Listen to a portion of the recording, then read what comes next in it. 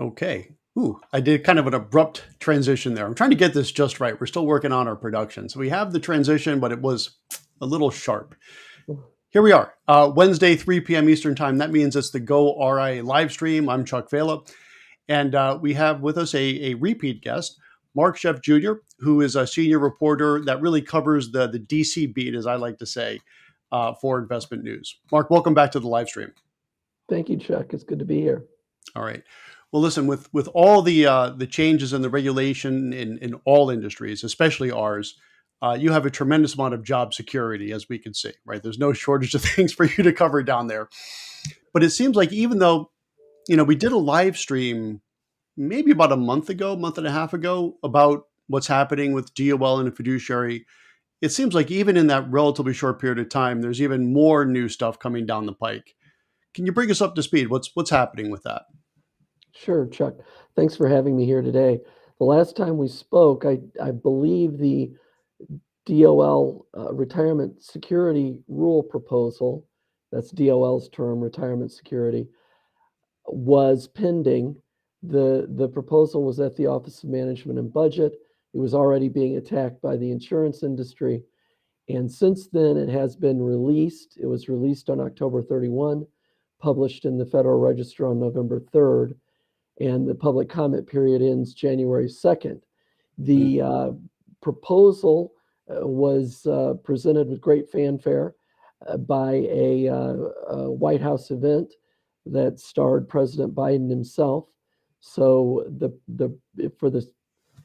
essentially, presidents talk about investment advice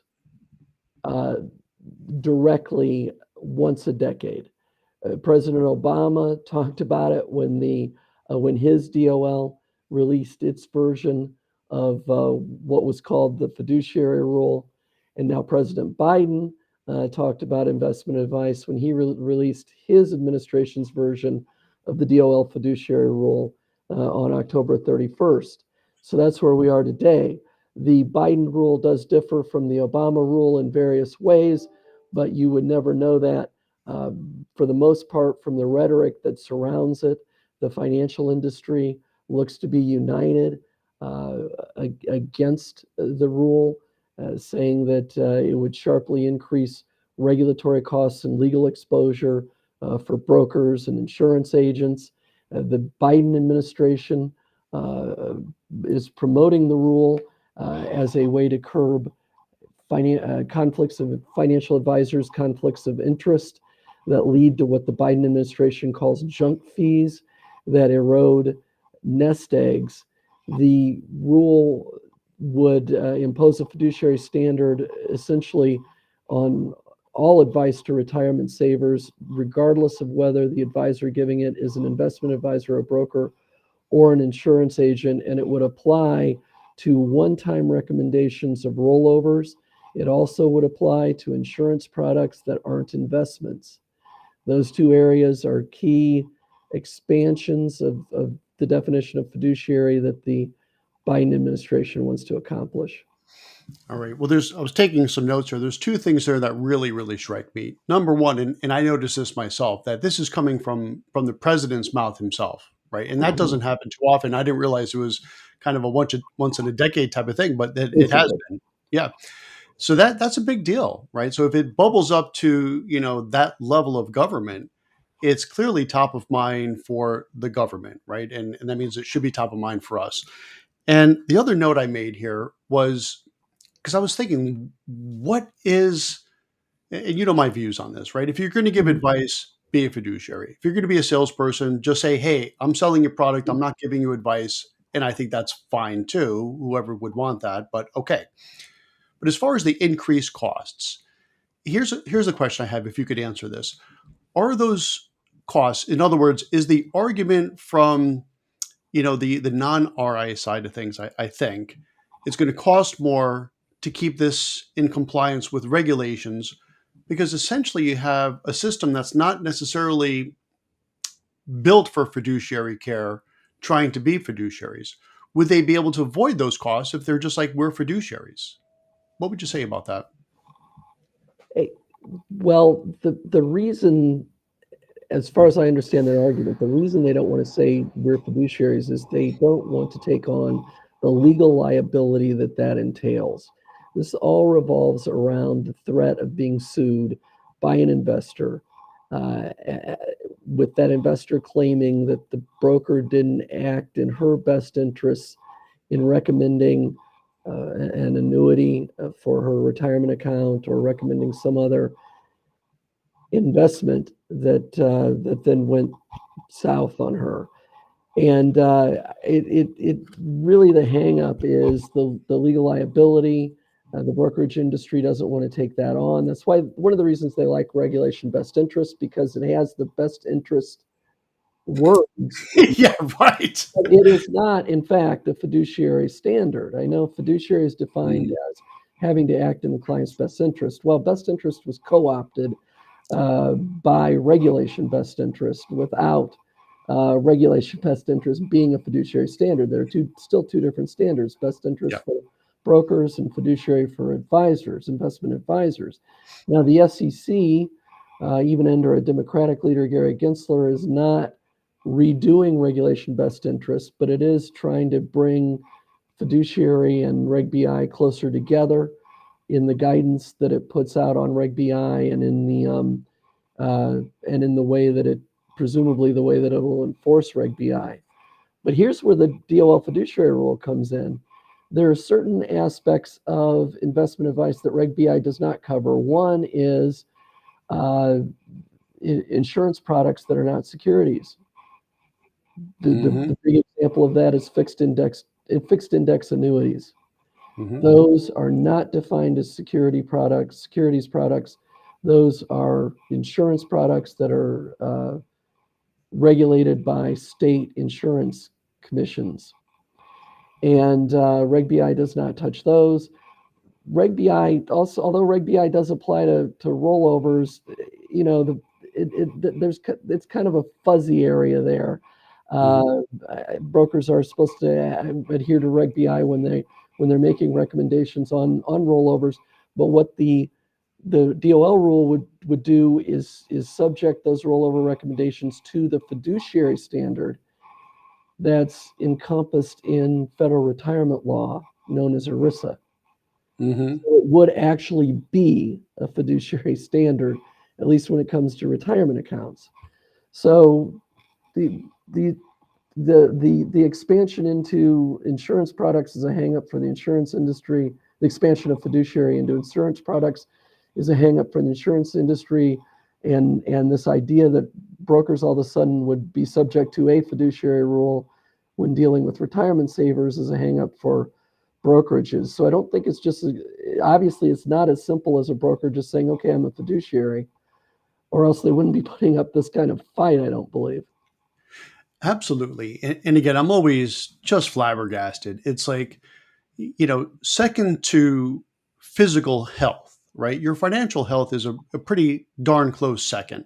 Mhm. And to have what is clearly perceived by the client, in my opinion, as advice, to really not be advice. And for me, advice is only in your best interest. If it's not advice in your best interest, you're selling a product, right? You're someone on a car sales lot, and you know you're dealing with a salesman, and you know that salesperson is going to just tell me the good things about that car. So be it. We know that person's a salesperson. But if my doctor's giving me advice, my lawyer's giving me advice, my accountant's giving me advice, my financial advisor, if they're giving me advice, I have to be able to rely that that's advice given in my best interest. I don't even, I mean, I say this somewhat facetiously. I mean, I don't see how this is still a debate. Clearly, there's a lot of money at stake, but my gosh, how can they even say that investment advice should not be investment advice, not sales, but advice should be fiduciary? I hesitate to speak for the financial industry, but Hmm. because they're not on this telecast or podcast, because they're not on this live stream, let Yeah. me try to channel their arguments.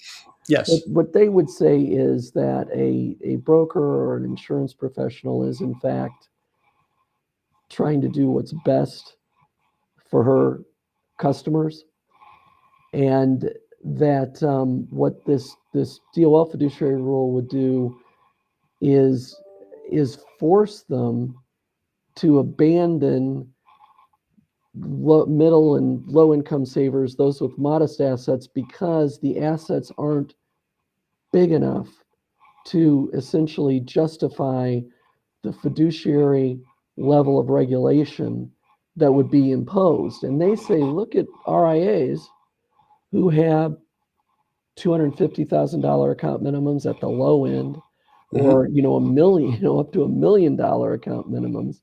These RIAs are putting those account minimums so high because they're fee based, and they need to be that high to make money on those accounts. And the brokerage industry is saying these brokers, and the insurance industry is saying the insurance agents are just charging commissions on these recommendations, and it's much lower cost for investors, and therefore these commissions are actually good for investors.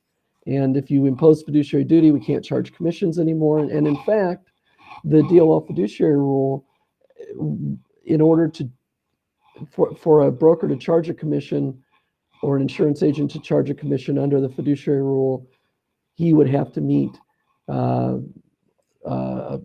impartial conduct standards and other requirements that allow him to charge that commission. And those meeting those standards is what is going to raise the cost of giving that advice, the industry would say. I believe I'm channeling the industry correctly. Fair enough. Again, I want to make clear that's what the industry says. It's not what Mark Schoeff says. I'm repeating what they say. Absolutely. No, and that's valid as far as that probably is the argument they would come up with. And boy, I tell you what, off the record on this public broadcast. But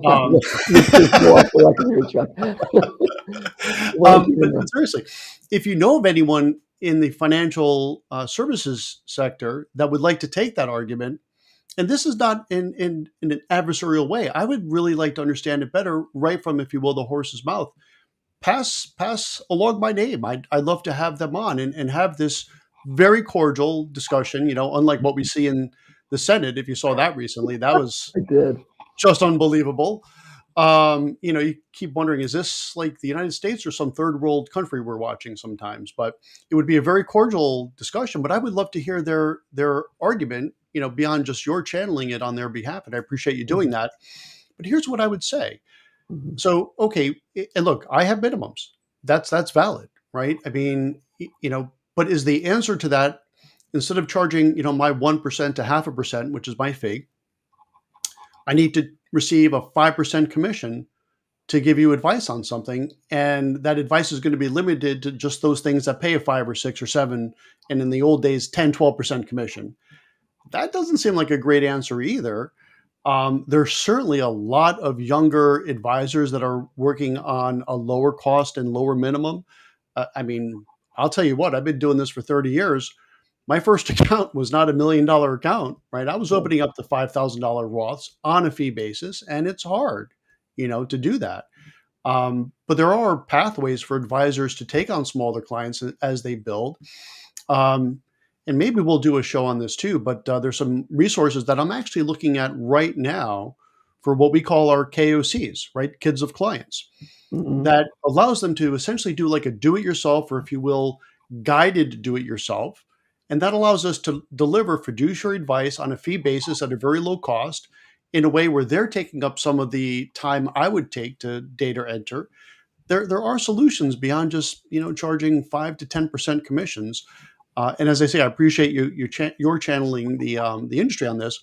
But if you know someone that would love to come on the show in a very respectful discussion type of way, please pass it on, because I would like to hear better on that. And I think as an industry, we could do better than, okay, if we're going to give advice to people with fewer means, the solution is not to charge them more. And not only charge them more, but charge them in a way that's opaque. That's probably my biggest issue, right? And I find that there are certain products, I like to call them the use it or lose it, like the term life policies, the long-term care policies, the disability policies, that the insurance industry has yet to come up with a fee-based or commission-free solution. Okay, I think that might happen at some point. But up until that point, how about at a minimum, just disclose clearly to the client, here's how much I'm receiving as commission. Who can argue against that? It's interesting that you say this, Chuck, because a member of Congress in the debate yesterday on amendments to a DOL funding proposal that would kill this fiduciary rule. Said, hey, the DOL bureaucrats shouldn't be able to meddle with commissions because commissions are disclosed, and commissions are required in a competitive industry like the brokerage industry. And on top of that, clients agree to those commissions. This is what Do the they? member of Congress said. Yeah. Now, and I'll quote him at greater length in an upcoming column, because it was an interesting argument there. You had this unfolding on the House floor last night. But if RIAs like you, Chuck, want to influence whether this proposal becomes a final rule, I would encourage you to provide examples of how you help clients with modest amounts of assets Mm-hmm. while continuing to collect fee-based commission, because that is exactly the argument that's used against this proposal by the financial industry. And perhaps they make valid arguments, perhaps they don't. It really depends on who you ask. Mm-hmm. But RIAs have to demonstrate that they can help Main Street investors, not just Main Street investors who also happen to be wealthy, but true Main Street investors. And I know there are some advisors who try to do that through hourly fees or subscription fees and so forth. They try to stay away from the AUM percentage, because the AUM percentage really only adds up if there's a lot of AUM. That's a given. But if you want to get involved in this debate, Yeah. do so by really homing in on that idea of helping a middle income investor and doing it with fiduciary status, because that's what this is. This whole debate is once again revolving around that. It's like Groundhog Day. We're going through it again. We did it with the Obama rule. We're going to do it again with the Biden rule. I tell you what, challenge accepted. I have a call literally, as I look on my calendar here, tomorrow afternoon to finalize how we're going to do exactly that. Now, we're doing this mainly for what we like to call our KOCs, our kids of clients, right? So these are people that are important to us because they're important for our overall firm and our clients who we value greatly. But do they need, a 30-year experienced CFP at, $400 or $500 an hour? No, they really don't. So what we're developing is essentially this hybrid do-it-yourself type of model, which frankly, a lot of these younger clients would want anyhow. That's advisor assisted. That reduces the amount of time I need to personally be involved because it's more software based. And that allows me to deliver a guided solution at a lower cost that they could afford in a way that makes sense to me and still be a fiduciary. So challenge accepted. Once we get that nailed down, I'll share with you offline how that is. And I tell you what, I would love the opportunity to be involved and demonstrate to anyone that will listen. Yes, it is possible to be a fiduciary for these smaller clients. Now, here's the thing I would leave, and then we probably have to wrap this up. And this happened last time too. This is supposed to be like 10 or 15 minutes, but we talked for so much because there's so much to talk about on this. Right. But here's what I would say. At some point, if you're giving advice, you're selling your time and experience for sure, but it's really time that you're selling. What's your time worth?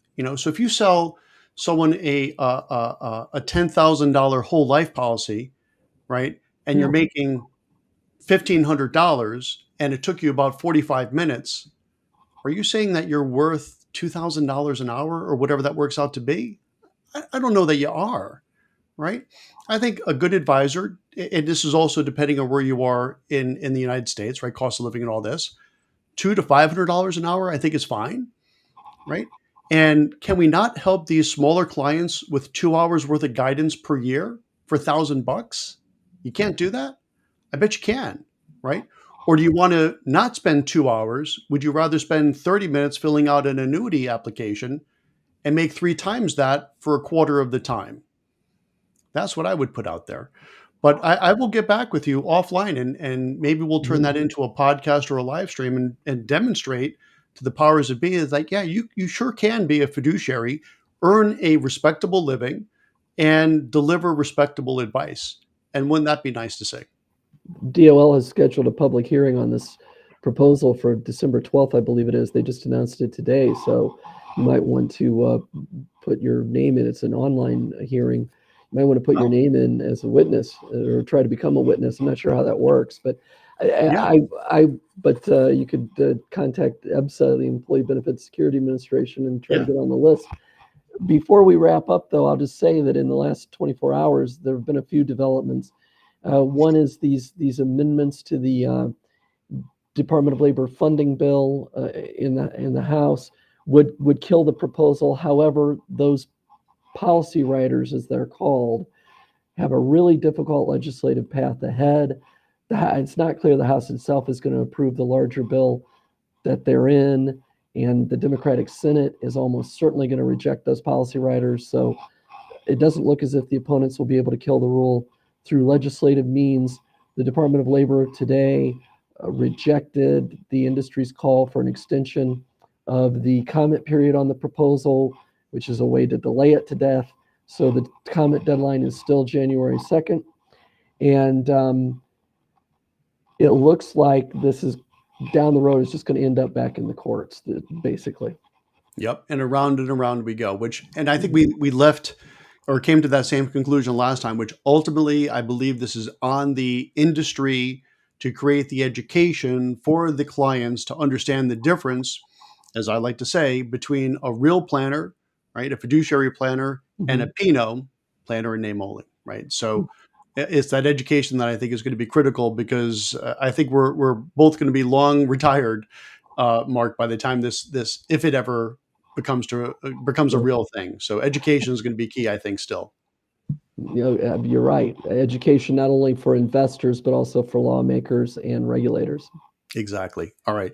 Well, Mark Schoeff, as always, thank you so much for joining us. This is really evolving into a regular segment. And as I said, with all that's going on in DC, you've got tremendous job security.